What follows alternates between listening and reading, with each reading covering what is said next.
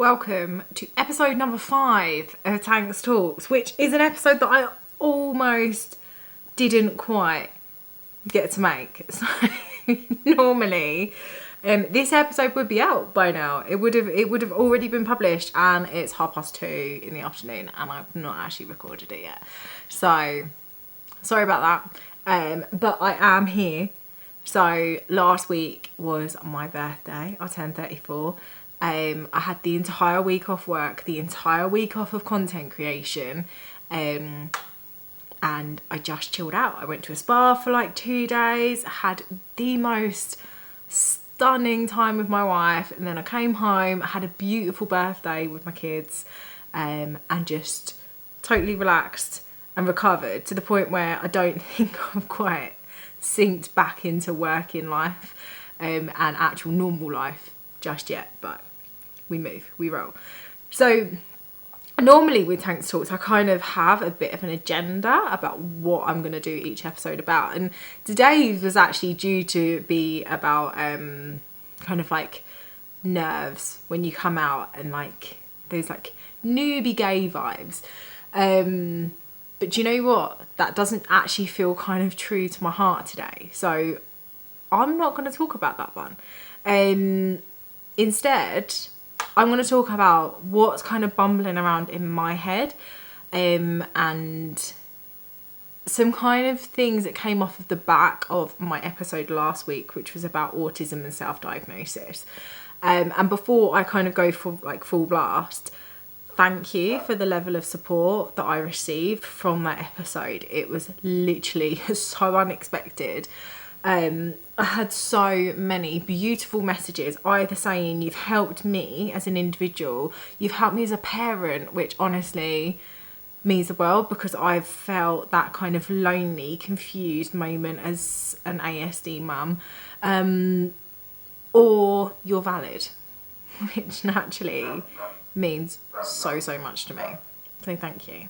So off the back of that episode, one thing that I, as an autistic individual, have really struggled with is boundaries and understanding not only other people but also my boundaries and what I need.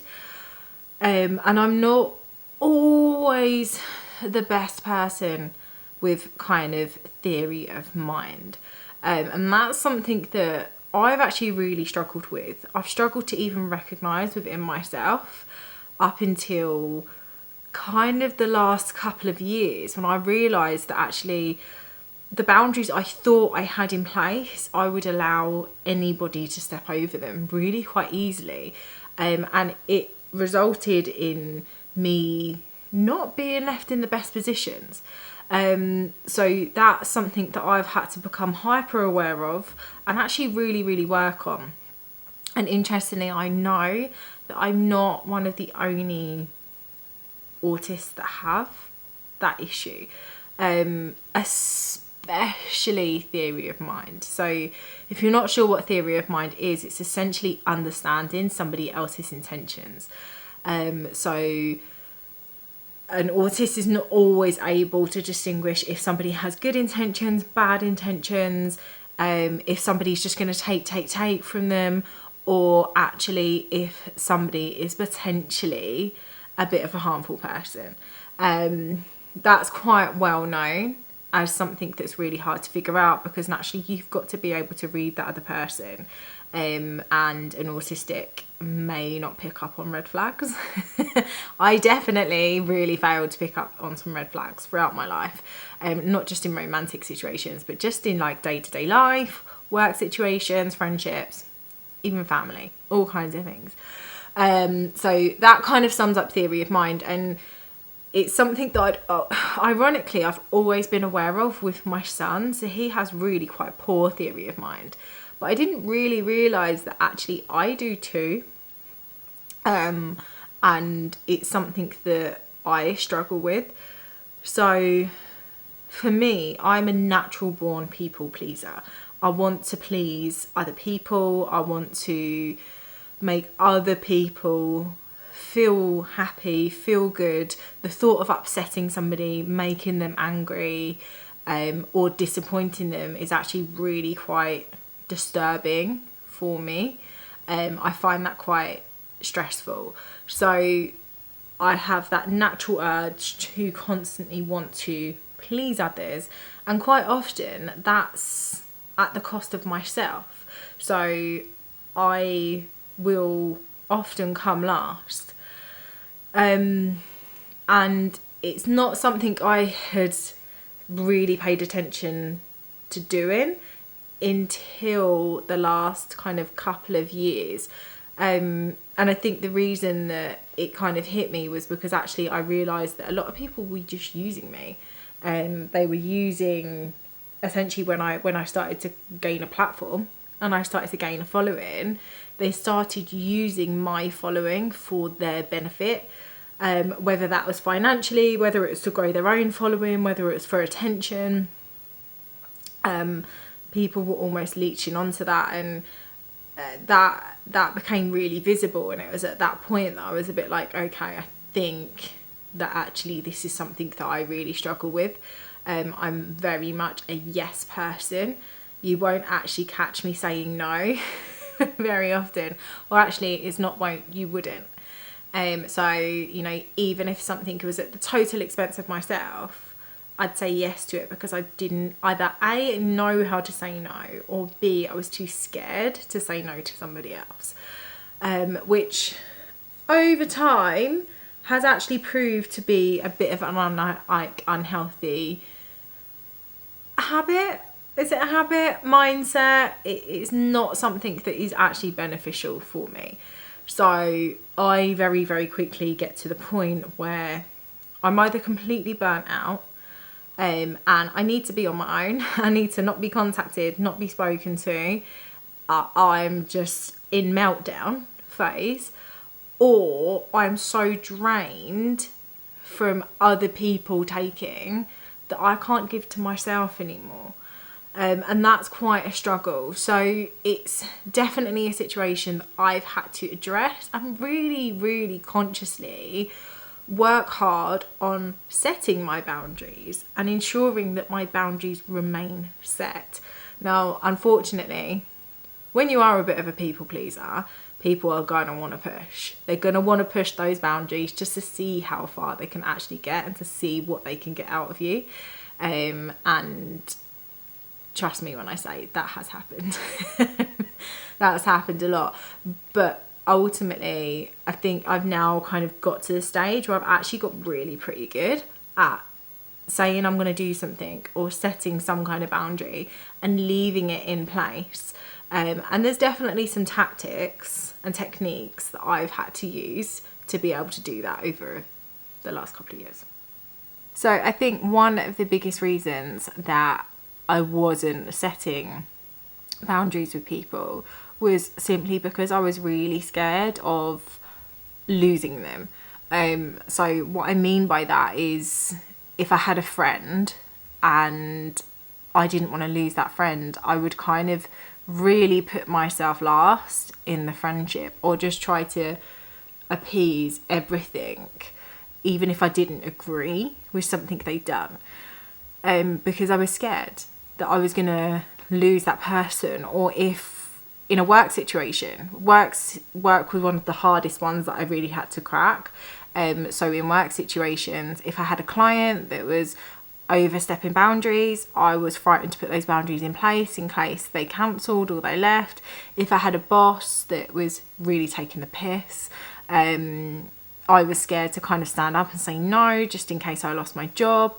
And then in other work situations that I've been in, which a lot of them have been a little bit public, I was really nervous to set my boundaries and what I needed and what I required, because I was scared of it blowing back in my face.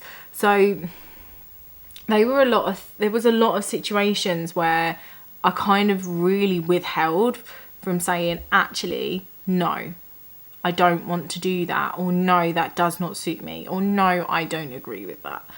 And I found over a course of time, I just got more and more and more drained, to the point where I was actually really struggling to function just in general with people in my job, on social media. I became quite down, I became quite low, and it wasn't until I actually kind of had a moment where I was like, I really need to set these boundaries in place and stop letting people overstep them, stop fearing other people's feelings.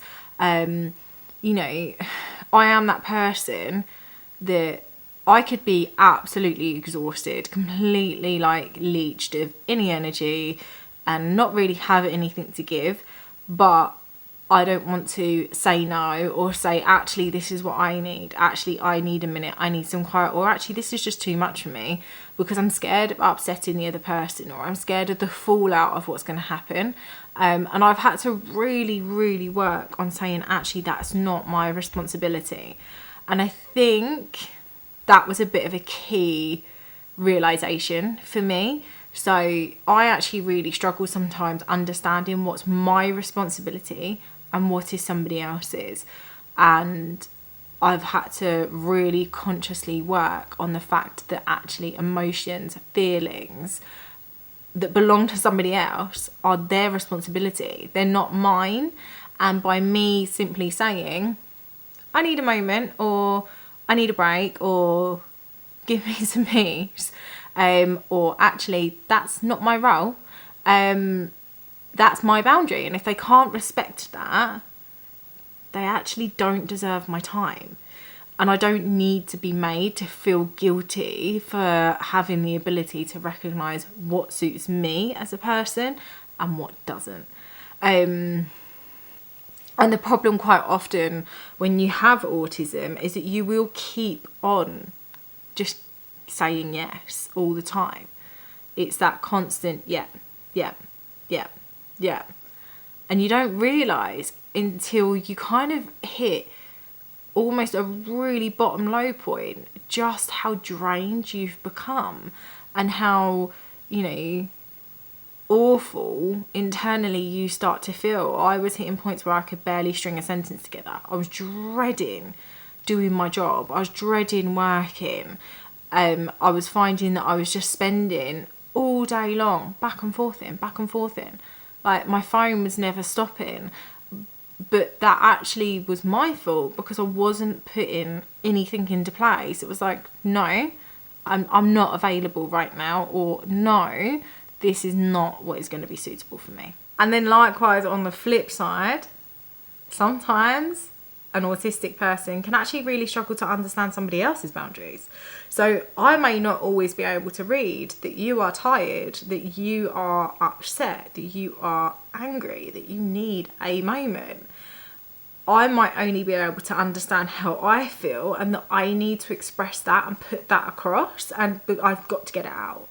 And I realise that actually sounds really conflicting from everything else I've said, but it is super hard for me to be able to read somebody else unless I'm expressly told. So, for example, with Kelly, my wife, there had been times at the start of our relationship where Kelly was feeling a certain way, but I hadn't been able to pick up on it. I hadn't been able to necessarily read her body language, read her facial expressions, understand or read between the lines of what she was saying.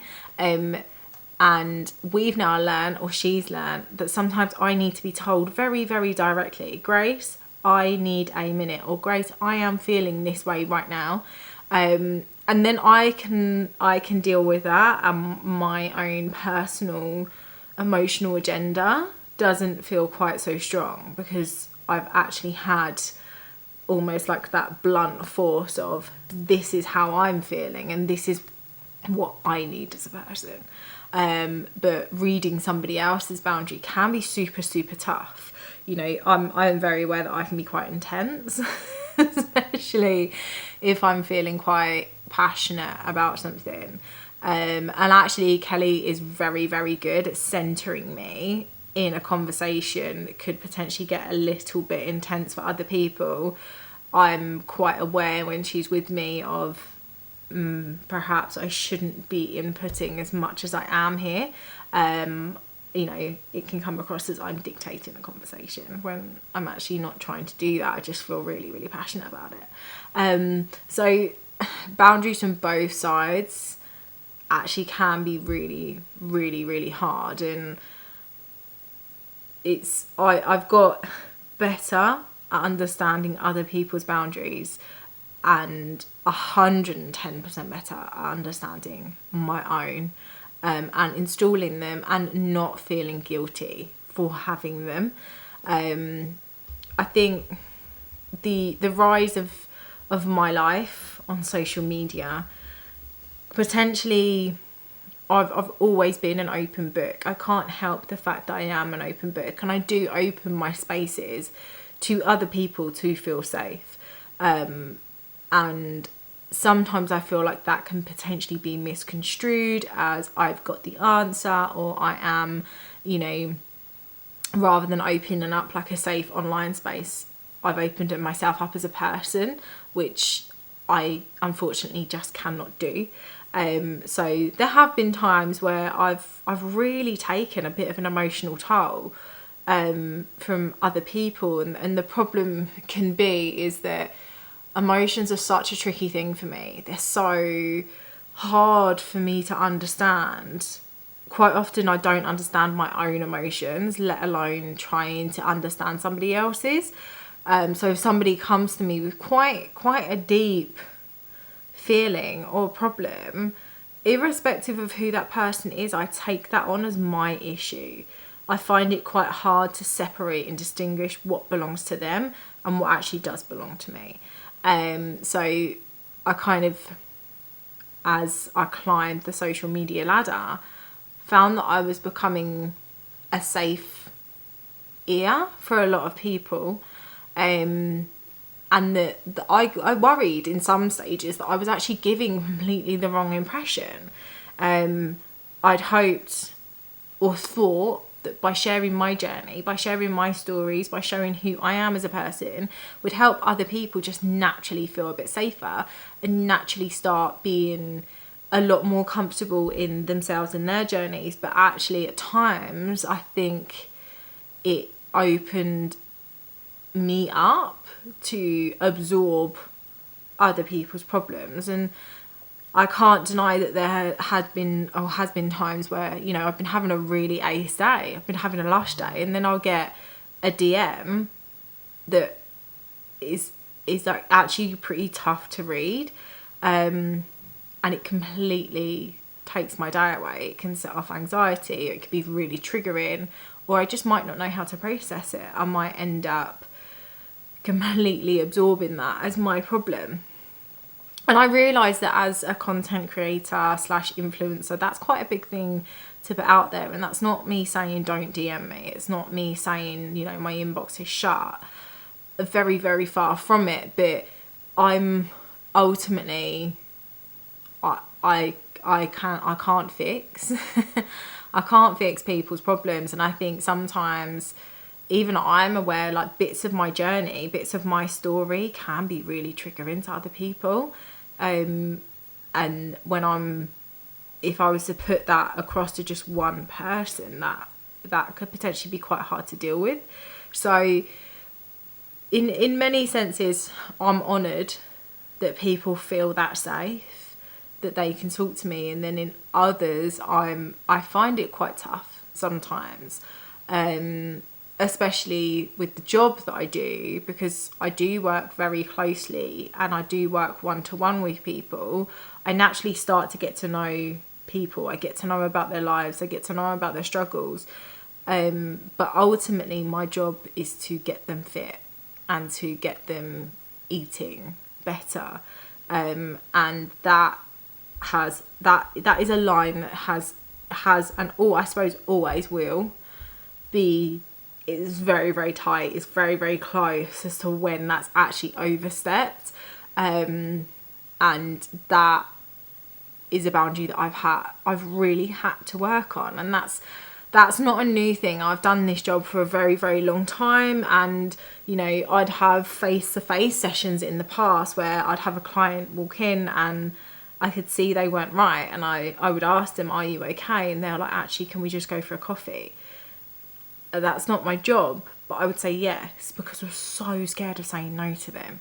I'd have clients ring me at 3 a.m. and I'd answer because I'm I feel like that's my responsibility. Or I'd have, you know, some pretty kind of deep messages sent, and they're not things that I can take on. So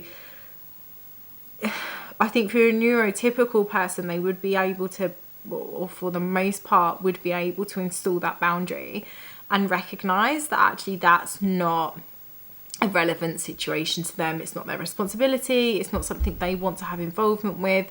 It's, you know, it's actually something that's going to feel quite negative for them. And they may not always have that explicit need to people please, whereas I unfortunately don't have that. And combined with a really poor sense of theory of mind that I did have, I wasn't always able to distinguish what this person's intentions may be by taking my time up. I did unfortunately have to have some pretty kind of horrible situations and scenarios to get to the point where I'm at now, where I'm able to recognise a red flag, where I've kind of equipped myself with the toolbox that I need to not just jump in. So it's in my instinct, you know, when I meet somebody, I want to just jump in head first. I want to tell them everything about me. You know, I want to, let's do this, let's do that, I've got a plan. Like, as I said, we can be quite intense. So I don't necessarily take a step back upon introduction and weigh someone up. Well, what is this person's intention? For example, over the last 3 years, I obviously owned quite a well-known good business. If you don't know that, then it's okay. I did at one point own a very well-known good, like, massive business. And when that business shut, and even during that business, the amount of times I was approached by people that are like, oh, I want to open this business. Do you want to be my business partner? Let's go into this together. Let's do this. Let's do that. Even when I was in the business, like, that was happening. So it kind of, I really, really had to consciously, and actually Kelly, my wife, helped me do this, because one of the first times it happened, she was like, Grace, do you know this person properly to go into a business with them? And I was like, fair point. Fairs. Didn't think about that. I just got excited because it's like, oh, that's a good idea. But I've had to kind of take that a couple of steps back and actually ask myself a series of questions, such as, do I know this person? Do I know enough about them? What's the impression and feeling that I'm actually getting right now? What benefit am I going to get out of this? And that's one question that I never ever really addressed myself. What benefit am I going to get? It doesn't even have to be a business transaction. That could be a friendship. It could be anything. What am I going to get from this? Because if I'm not going to get anything, I don't need to do it. I'm not there to just please other people. And I've had to kind of carry that into so many different areas of my life that actually my friendship circles have massively changed. They have got so much smaller. They've hugely reduced. And at first I was scared of that. I was like, well, I don't want to lose my friends, or, you know, I don't want to upset people. But actually people were upset with me for just being me and being true to myself. So in many senses, that's really not my problem. And actually it's about having a better quality of people around you, not having a ton of them that you have to be somebody you're not with, or you have to be on edge with, or that you're constantly giving to and you're really not getting a lot back. So that's kind of a situation that has really really changed. But then also in work, you know, I've had to really implement it. I'm not going to work 6-7 days a week. I'm not working around the clock. I'm not available 24/7. I'm not going to sit and answer that email at 10 o'clock at night. I'm not going to do that Instagram post at 6 in the morning.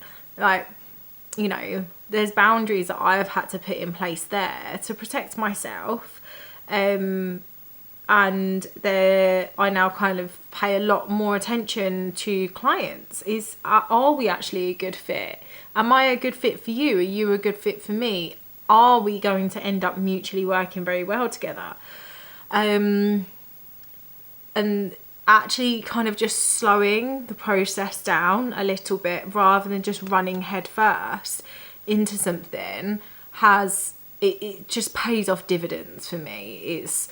It's so much better. And then if I do find that something is a bit slippy, isn't quite feeling right, isn't working, or maybe, well, a bit too far, then I then have the toolbox that I need to step into play and say, actually, this is what I need to do. This is what's going to suit me. And I am not worried about how you feel about that. So that's been really important. And that's actually something that I'm actively working on with my son as well, so that he doesn't end up, because his theory of mine is so poor, being dragged into kind of awkward or negative situations. And then also my daughter, who's a huge people pleaser, she's actually grown a bit of a spine lately and a bit of a backbone where she's like, no, I don't want to do that. No, I'm not the same as you. No, we're different. No, I'm not entertaining it. So it's definitely a journey that's been really, really hard. And what's been interesting is, as I've kind of developed along my own authentic autistic self, I discovered I'm not the only one that has this problem. There's a lot of people, a lot of autistic individuals that have that same struggle, that really struggle to read other people, that read what they're meant to be doing in a situation, to want to constantly please people. And I think sometimes when you feel like you're so out of place, when you feel like you don't fit in, when you're different, when you're the odd one out, when you've got to go and be somebody else, you just want to please. You just want to make other people happy all the time. And that 9 times out of 10 is at a huge expense to yourself. And that actually it's not how life works, because there's been so many times where I'm like, I'm doing all of this work, I'm doing everything for other people, but who's doing anything for me? And it takes me a lot to actually recognise that. Sometimes it takes other people to recognise it, because I just can't even see it. So it's, in many senses, it was nice to discover that I'm not the only one that has this trouble and this feeling and this problem. And then other senses, it was actually quite sad, because I was like, I don't want to feel like this, let alone somebody else feel like it. So it's it is one of those well-known little traity parts of being on the spectrum, I think. But it's been a really actually tough journey to implement it. And you know what? I probably piss people off daily. I will piss people off. I don't hide my emotions anymore. I don't hide if I'm having a bad day. I don't hide if I'm pissed off, or if I'm struggling, or if something's bothering me. I just kind of tend to put it out there and say it. And actually, if somebody's overstepped a mark, if somebody has gone beyond a boundary that I'm willing to let them go beyond, if I feel like somebody's trying to drain me, or actually isn't necessarily the right kind of person that I want around, I'm not scared to say that anymore. And that does upset people. They get pissed off with it naturally. And it's not a natural feeling for me to not care. I always care internally, but I have to really work on caring about myself first. So either way, it's going to be an exhaustive situation, but it's one that has kind of really been at the forefront of me the last couple of years, because it actually keeps me protected now. It stops me from being drained of emotion, of integrity, of respect, of business sense. Like, it's so much. So it's definitely a really good skill set that I needed to learn. It just took me some time to recognise that actually that's something I find really hard. I'm gonna wrap today's episode up there. I realise it's actually been a little bit of a ramble episode. It's almost been a bit of a Tanks Talks airing. Like, get some stuff off that's on my mind without coming into it with this big structure like I've had the last few weeks. That's actually where Tanks Talks was born from. So if something was bothering me, I'd just set up a camera and I'd just talk about it. I'd just say it. So it's actually probably been the most cathartic episode I've really done so far, because lately setting boundaries has been a huge thing for me. I actually got to the point literally like a couple of weeks ago where I was so burnt out, I was barely able to work. I was so knackered. Like, I didn't really want to get up and do my job. I didn't know where I stood. I was just looking at my laptop like, what the fuck am I meant to do? What am I meant, who am I right now? You know, I was like, do I quit my job? Have I just gone stupid? Like, have I forgotten everything I know? And realistically, I should have been really happy. Like, my roster's completely full. Business is strong and it's booming. I'm from a content creation side growing like hugely and doing really well with that. So why did I feel that way? And it was simply because I didn't have enough boundaries in place, and I was, you know, finding that I was becoming emotionally drained every hour of every day. My phone was pinging with somebody needing something from me or a message or just a lot. So it's this Tanks Talks actually feels really relevant to me. So I'm sorry if it's not along the lines of what you've been used to listening to me so far. If it's a little bit kind of all over the place and it doesn't make sense, I just needed to get this one out, and without it being like a vlog and a moan up, but actually maybe some people will find it helpful, that, you know, just take that step back, assess the situation. What am I going to get out of this? Am I going to benefit?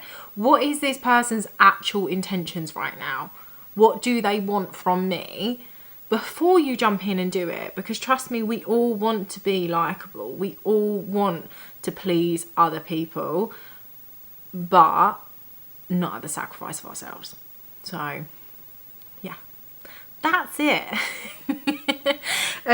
But I will be back obviously next Tuesday with another episode, and hopefully I will actually talk about what I was planning to talk about, which is newbie gay nerves. So obviously when I came out at 31, I had only ever been with like one woman, and I was much younger, so I was petrified. And trust me, that is a real feeling. So it's a subject that I really would like to cover. And then at the same time, Kels and I actually hosted a Q&A on the Tanks Talks Instagram, and you guys have asked us so many questions as a couple that we want to get that filmed as well. So hopefully you might even get a double at some point this week.